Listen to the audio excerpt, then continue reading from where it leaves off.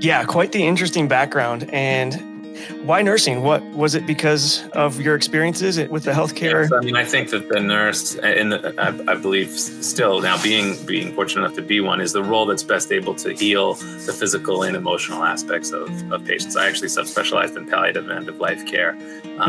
And that's what I'm a nurse practitioner in. And, the nurse really being able to blend the physical healing and the emotional healing was something that was very powerful to me in my own recovery of a stroke, and something that I felt was almost a calling, if you will, to do that myself. Yeah, that's quite the career change for sure, from Goldman Sachs to multiple nursing degrees. You said from the age of 26 to 30, you earned your BSN, your MSN, your DNP from Columbia, and an MBA in healthcare management and a Master's of Science in Finance from Northeastern. That's insane. Yeah, I wouldn't do it now. I was I don't know. I was a different. Yeah. So what was it like growing up with those sort of health conditions? You had hypertrophic cardiomyopathy. Yeah, right? That's a disease where the wall between the ventricle is too thick, and so normal until I was about 10, and then I was unable to play competitive sports because of the high risk of ventricular fibrillation. And so I started singing. You just find other things to do since you can't play sports. But other than that, it was pretty normal childhood. I just was until about 15, and then they put the ICD pacemaker in. But I still was a lifeguard. I made the best of it. Awesome.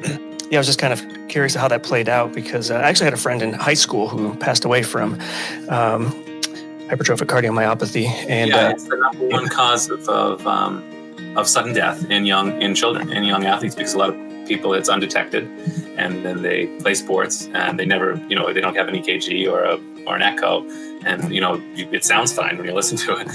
So it's kind of a silent killer, if you will. So I was fortunate enough not fortunate enough to have it, but fortunate enough that they found it early, and were able to put the proper precaution in place, which is the ICD. Yeah. And so you've done so many different things. Did you ever do floor nursing? Did you do any floor nursing at all? As a nurse practitioner, I did. Nurse practitioner, yeah. So palliative and end-of-life care, NP. But during my doctorate, all of those clinicals were in palliative and end-of-life care, and I had to work to get those clinical hours. But the floor nursing, really, I was at Northeastern, and at the same time as doing this accelerated bachelor's program, and I was going to both schools. And so when I finished the 12-month accelerated second bachelor's in nursing, I went out to get a job, and people were like, "Oh, you have your MBA, you're going to be in administration." And I just wanted work, so I just kept going through to the NP, and then ended up working that way. Okay, awesome, very interesting. So once you transitioned into the management role, what was your first role? What was that like? And then did that some way lead you into becoming an innovator? The first real official role was being a manager of analytics at New York Presbyterian. So there was a lot of data components, a little data delivery to the nursing leadership, and I was sort of the person that interfaced between the strategic and operational goals of the organization and the people that were collecting the data. And so at the time, I went to school with a great friend named Mike Wong at nursing school. So I met two people that changed my life at Columbia Nursing. One is my wife now, and the second was Mike Wong. And we kind of became great friends. And he went to the bedside and was a floor nurse at New York Presbyterian, and actually got into a camping accident himself, and was out he cut his knee camping, and was out for 3 or 4 weeks sick. And he called me, and so after we had graduated, I was at NYP in analytics, and he was at NYP as a floor nurse. And he called me and he asked to meet me in a Starbucks. And at the time we had an idea he said, I got this idea, I want to put a device on the wall that can solve all the problems that we're facing. And from then on, we've just been, for the last 4 years, assembled a team, and really created that device, which I'm happy to talk about. But from my background in analytics, the device really needed that one, administrative, what is the administrators looking for in terms of data, and then two, the ability to create databases, and all of that sort of I learned at my job at in analytics. So the combination of the floor clinical aspect that the challenges he was facing and the challenges I was facing, and analytics kind of led to the device that he created. Yeah, I love it how you guys were able to recognize that. Like he had the initial idea, but he needed your sort of input to figure out what data to collect, how to monitor the data, how to analyze the data, and then present it in a way to administration in a way that they're interested in it and they can see the benefit of it. So that's a cool partnership that you guys developed there. I'm always preaching partnerships on this podcast because I feel like it's so hard to just go it alone.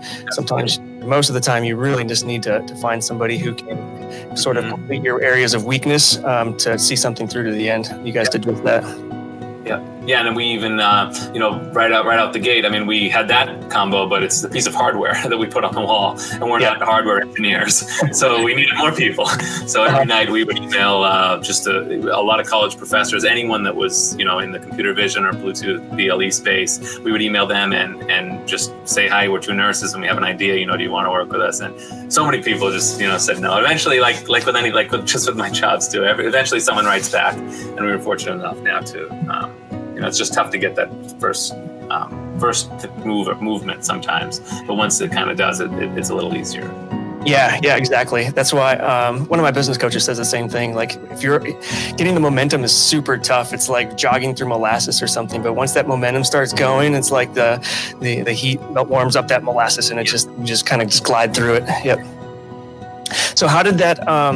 So you guys were reaching out to college instructors and stuff to try and get some input on how to build the actual device. Yeah. How did you fund that? Were you just looking for volunteers, or did you offer them partnerships? Or so we initially we were just collecting information, and trying to learn the space ourselves. At the time, we wanted to kind of be like the Shazam for hospital rooms, where we put one device on the wall and it would analyze all the noises and, without needing to integrate or anything, let you know if a bed alarm was going off or an IV pump was going off. We would and then leave an iPad at the central nurses station to do that. But we did that, and we're detecting bed alarms and all of these things without the need for API integration. We're just doing it native with our listening device. And the hospitals liked it and loved it actually, but they said if we couldn't get a plug, because the plugs are, as you know, premium in hospitals, and that's the only thing. It works over Wi-Fi, but it does need an outlet. And so we had to kind of go back to the drawing board. So we thought, well, what if we put computer vision in and analyze nurse movement and falls, pressure ulcer prevention, and reward nurses for spending time with patients, and all these things that the product ended up being. We had no idea really how to technically build it, which I think was to our benefit, because sometimes if something hasn't been done before and this tech and the stuff so well, our naivete, our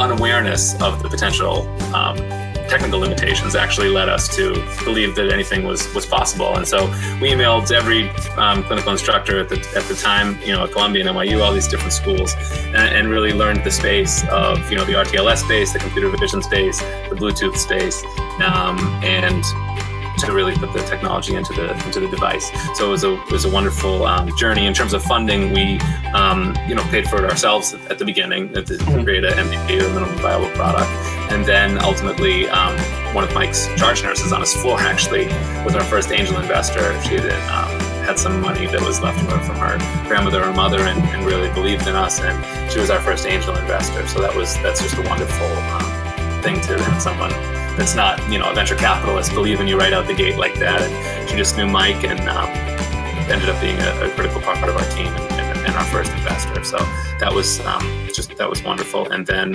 from there, we raised more money from angels and seed investors and physicians and other people in the medical community of New York. And then ultimately got institutional funding. Awesome. So it's nice to hear that you didn't come out of the gate with this magnificent idea from scratch. It's like you have an epiphany and all of a sudden you have this awesome device created in your mind.